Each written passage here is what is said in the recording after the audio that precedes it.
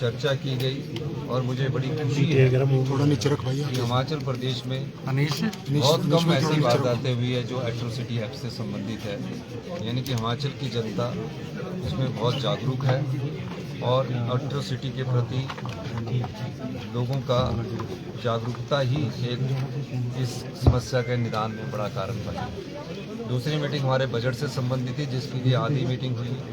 तीसरी जो मीटिंग है जिसमें आप आए, पर्यावरण से संबंधित है और पर्यावरण और HDR ह्यूमन डेवलपमेंट जो रिपोर्ट हमारी सबमिट की है उससे संबंधित है। प्रदेश का अगर आप लोग पहला बजट देखेंगे, पहले बजट के से अनुसार उस रिपोर्ट का असर ये हुआ कि आज हम 5 बड़ी स्टेटों में HDR की रिपोर्ट में पांच स्टेटों के लाभ के संदर्भ में UNDP के द्वारा ये रिपोर्ट प्रस्तुत की गई। ये कोई हिमाचल प्रदेश की सरकार के द्वारा नहीं प्रस्तुत की गई और पहली बार हमारी सरकार ने यह प्रयास किया कि एक थर्ड पार्टी की एजेंसी से इस प्रकार का सर्वेक्षण करवाया गया जाए, जिसमें हमें सफलता मिली।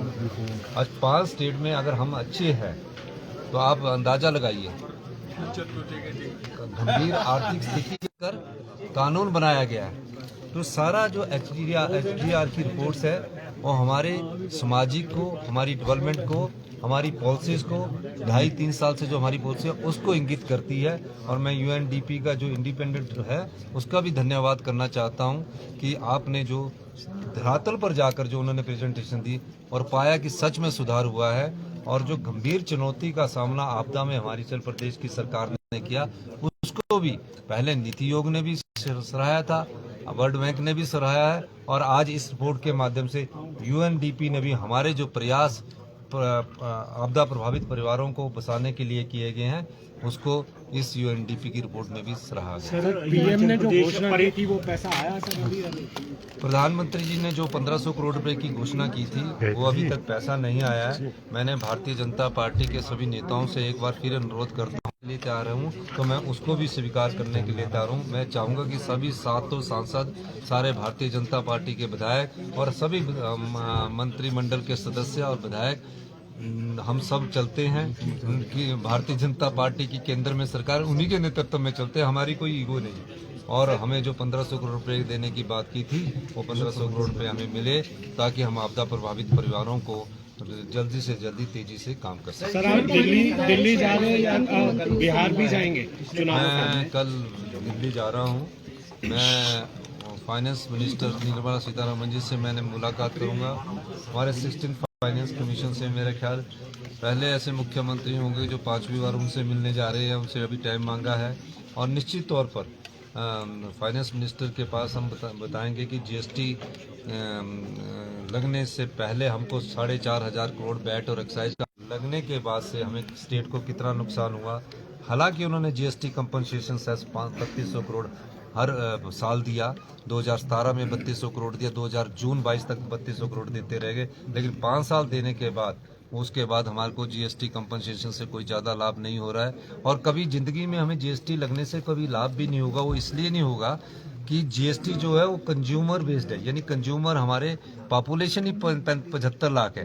तो 75 लाख में जो हमारा आदमी कोई एक कुरकुरे का पैकेट खरीदता है या कोई और जो पैकेट खरीदता है जिस पर GST लगता है, कोलगेट लेता है, ब्रश लेता है, तो वो खरीदेगा तो उसमें GST तब लगता है। हम प्रोड्यूसर स्टेट फार्मास्यूटिकल में है, 35% जो फार्मास्यूटिकल की इंडस्ट्रीज है एशिया की हिमाचल प्रदेश में है।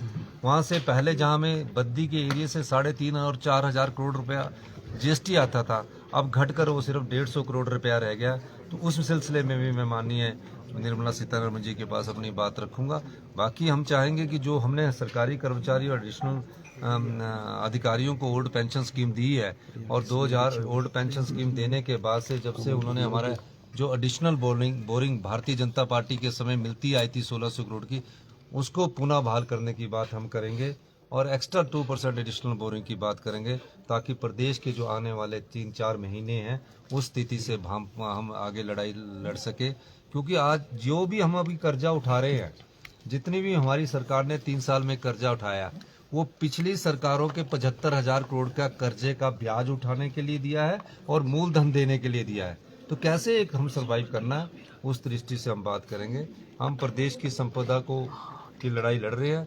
अभी सफलता हमें देखते हैं, मिली तो नहीं है, लेकिन हम कोशिश कर रहे हैं। सर पर्यावरण को बचाने के लगातार आप प्रयास की बात कह रहे हैं, कार्बन क्रेडिट और दूसरा फॉरेस्ट कवर बचाया जा रहा है, बढ़ाया जा रहा है। कोई नहीं, पर्यावरण में तो हम पहले बजट में था, मुझे बजट की थोड़ा जानकारी कम थी, अब तो पूरी जानकारी है।